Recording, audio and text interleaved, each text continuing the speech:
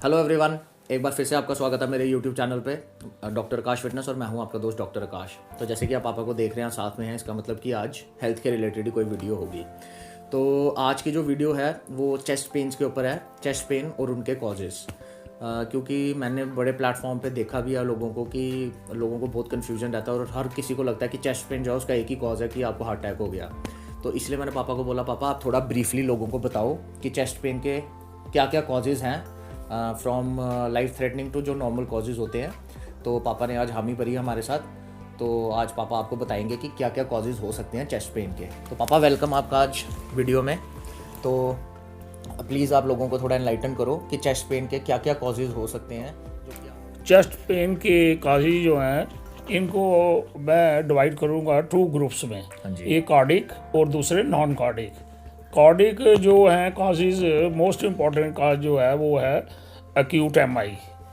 तो ये जो ज़्यादा सीरियस होता है और ज़्यादा ख़तरनाक भी होती है इसकी पेन।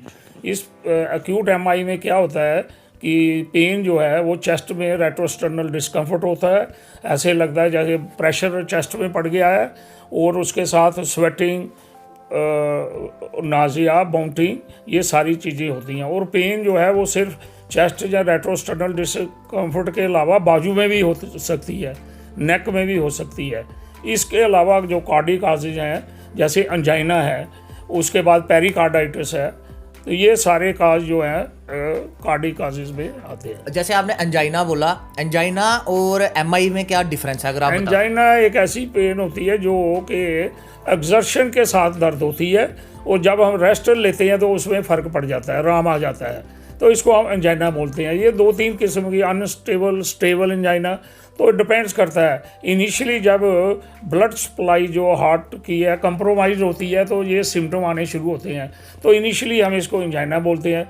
जब कंप्लीट ब्लॉक हो जाए कॉर्नरी आर्टरी में तो वो अक्यूट एमआई की शक्ल ले लेता है। अच्छा। और उसमें पेन जो है आधा घंटा से ज़्यादा परसिस्ट करे तो एमआई, अगर आधा घंटा से कम करे और रेस्ट लेने से फ़र्क पड़े तो हम उसको एंजाइना बोल देते हैं। ठीक है। तो और आपने एक और बताया पेरिकार्डाइटिस। पेरिकार्डाइटिस, उसका भी थोड़ा आप लोगों को सिम्टम पेरिकार्डाइटिस क्या होता है कि ये हार्ट का जो कवरिंग है उसको हम पेरिकार्डियम बोलते हैं। उसमें कोई इन्फ्लेमेशन हो जाए तो वो उसमें जो है आपस में रगड़ लगती है, तो उससे कारण दर्द होता है। ये रब पेन है, जैसे रबिंग ऑफ दी कोई चीज़ है, पेपर आपस में रगड़ खा रहे हैं तो वो दर्द होती है। तो ऐसे ही हार्ट में भी ये चीज़ है, पेरिकार्डाइटिस इसको बोलते हैं, उसके कारण ये होता है। उसके अंडरलाइन कारण बहुत से हैं। ट्यूबरकुलोसिस हो सकता है, यूरिमिक पेरिकार्डाइटिस हो सकता है, तो ऐसे और भी बहुत सी चीज़ें हैं। ये तो ये आपने 3 बता दिया जो मेजर हार्ट के रिलेटेड चेस्ट पेन के कॉजेज हो सकते हैं। आपने और भी बोला कि नॉन कार्डियक कॉजेज भी कई हैं, तो उनके बारे में भी ब्रीफली अगर आप लोगों उसके को बारे में बताओ। मैं अभी बताऊंगा। वो है हम लंग्स के बारे में बताएंगे।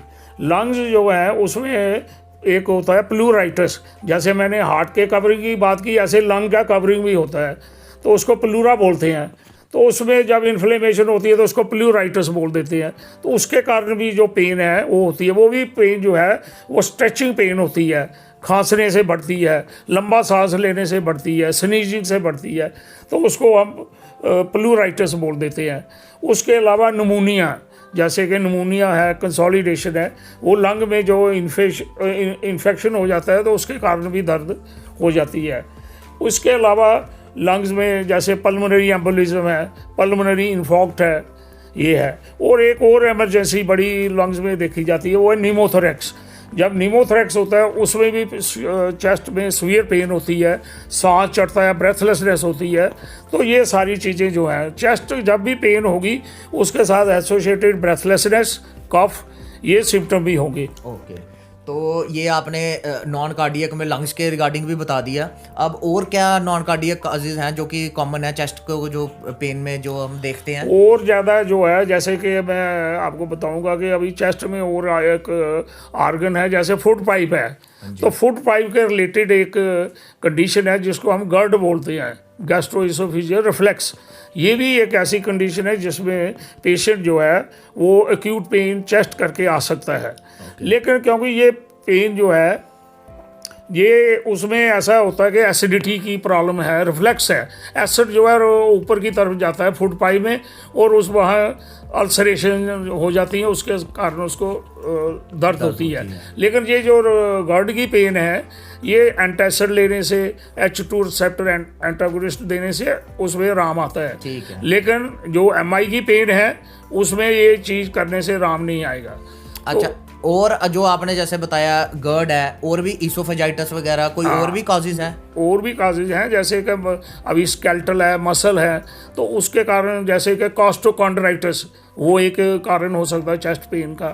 उसके अलावा एक बड़ा कॉमन काज जो हमारी प्रैक्टिस में हमने बड़े बारी देखा है कि जैसे हर्पी जोस्टर है जिसको कलबत्रा बोलते हैं, ये भी एक बड़ा कॉमन कारण है और पता नहीं लगता शुरू में 2-3 दिन, क्योंकि बाहर कुछ चीज़ होती नहीं है, दर्द बड़ी होती है, सीवियर पेन इसमें भी।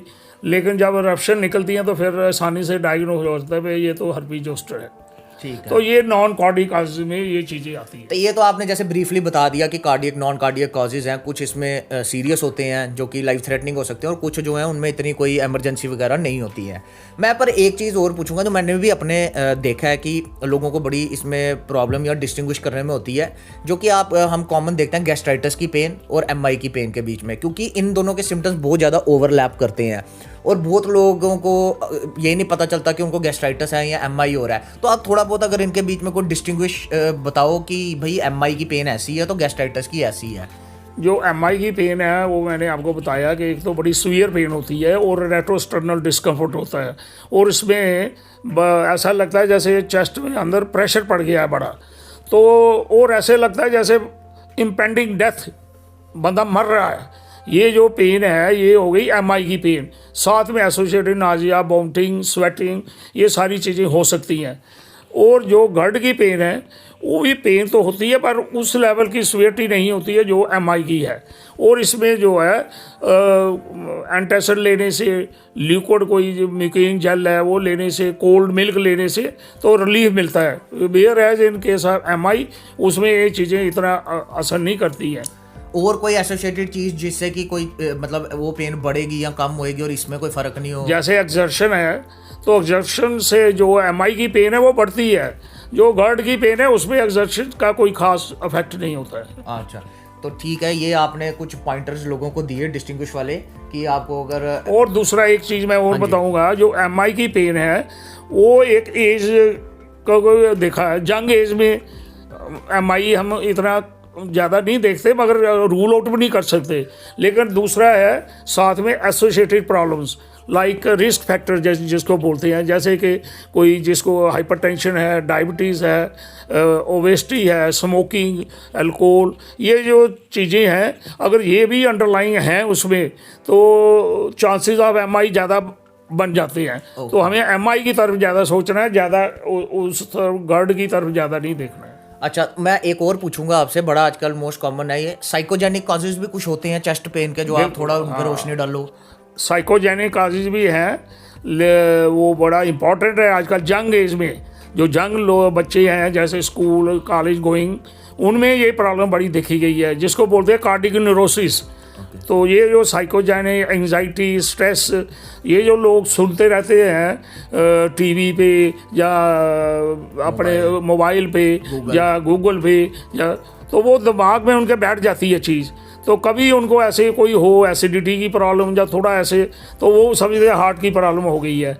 तो ये चीज़ें psychogenic, anxiety, tension young people में ज़्यादा देखी जाती है। तो इनके लिए आप कोई अगर इन प्रॉब्लम्स के लिए लोगों को कोई अपनी तरफ से सजेशन या कोई राय देना चाहो यंग लोगों को कि उनको क्या करना चाहिए? इन लोगों को एक तो ये चीज़ है कि खुद अपने दिमाग में जो पढ़ने से मोबाइल में या वहाँ पे गूगल में या इधर पढ़ के खुद उसको एनालाइज नहीं करना चाहिए और अपने ऊपर अप्लाई नहीं करनी चाहिए नॉलेज। मतलब अपने डॉक्टर खुद मत बनो डॉक्टर। और गूगल में तो ऐसा है कि कोई भी चीज़ को वो इतना लंबा कर देते हैं तो लास्ट में एक्सट्रीम में डेथ तक पहुँचा देते हैं, कोई भी प्रॉब्लम आप देखो। तो इससे मैं ये कहूँगा कि जिसको नॉलेज नहीं है, जिसको कोई प्रैक्टिकल एक्सपीरियंस नहीं है, उसको हर चीज़ को उस एंगल से मत सोचो ठीक। तो don't try to become a doctor by just reading on the Google और अदरवाइज। ये डॉक्टरी इतनी आसान नहीं है, थ्योरी एक चीज़ होती है, उसका अप्लाइड एस्पेक्ट दूसरा है। तो जैसे कि थैंक यू पापा, आपका आपने बहुत अच्छी तरीके से लोगों को बताया, तो आप लोगों को थोड़ा इससे फ़ायदा तो ज़रूर मिला होगा। पापा ने ब्रीफली आप लोगों को बता दिया कि चेस्ट पेन के क्या कॉजेज़ हो सकते हैं जो कि हार्ट के रिलेटेड है और नॉन हार्ट के रिलेटेड भी, और एंड में इन्होंने साइकोलॉजिकल कॉजेज़ भी बताए जो कि आजकल सबसे ज़्यादा हैं। तो प्लीज़ अगर आप डॉक्टर नहीं हैं या आप इस प्रोफेशन से नहीं हैं, आपको कोई ऐसी प्रॉब्लम है तो अपने डॉक्टर मत बनो, गूगल पे सर्च मत करो, क्योंकि गूगल पे अगर आप सर्च करोगे तो आपको इतनी नॉलेज नहीं है कि आप डिस्टिंग्विश कर पाओगे कि आपको क्या प्रॉब्लम है। तो प्लीज़ किसी नोन या लर्नर्ड पर्सन से पूछो, किसी डॉक्टर से पूछो, वही आपका डायग्नोसिस करेंगे। तो होप आप लोगों को अच्छी लगी हो आज की वीडियो चेस्ट के जो कॉजेज़ हैं। तो मैं एक ही चीज़ एंड में ऐड करना चाहूँगा कि अगर आपको किसी को भी चेस्ट में कोई प्रॉब्लम है या कोई पेन हो रही है तो उसको लाइटली मत लो। अगर आप एक पर्टिकुलर एज ग्रुप में हो, जैसे कि पापा ने बताया कि आपको रिस्क फैक्टर्स हैं, डायबिटीज़ है, हाइपरटेंशन है, स्मोकर हो आप या कुछ हो और आपको चेस्ट में डिस्कम्फर्ट हो रहा है तो उसको लाइटली मत लो। हॉस्पिटल जाओ, डॉक्टर को चेक कराओ और उसको रूल आउट कराओ कि वो कुछ सीरियस चीज़ नहीं है, क्योंकि जो हमारा MI है, जो कि हार्ट अटैक हम बोलते हैं, इसमें टाइम जो है वो सबसे ज़रूरी चीज़ है। जितनी जल्दी आप हॉस्पिटल में जाओगे उतने आपके चांसेस ऑफ सर्वाइवल जो हैं वो अच्छे हैं और कोई आपको परमानेंट डैमेज नहीं होगा। तो बाकी जो उस एज ग्रुप में नहीं है, जिनको रिस्क फैक्टर्स नहीं है, यंग है, तो वो दूसरी तरफ भी सोच सकते हैं कि हमको मे बी कोई ज़्यादा सीरियस प्रॉब्लम नहीं होगी, बट उनको भी अपना ये चीज़ रूल आउट करा देनी चाहिए और इसको बाद के लिए छोड़ना नहीं चाहिए, क्योंकि हमारे पास आजकल फैसिलिटीज़ हैं, सब मोडालिटीज़ हैं। तो अगर आप जितनी जल्दी हो सके अपना उसको डायग्नोस कराओ और ट्रीटमेंट लो, उतना ही आपके लिए अच्छा है। तो बस यही थी आज की वीडियो। होप आप लोगों को पसंद आई हो, और अगर पसंद आई हो तो ज़रूर इसको लाइक करो, चैनल को सब्सक्राइब करो और जितना हो सके उतना शेयर करो। तो ऐसी ही वीडियो हम फ्यूचर में भी आपके लिए लाते रहेंगे। तो बस यही है, अपना ध्यान रखिए। Thank you, good bye. Thank you very much. Bye bye.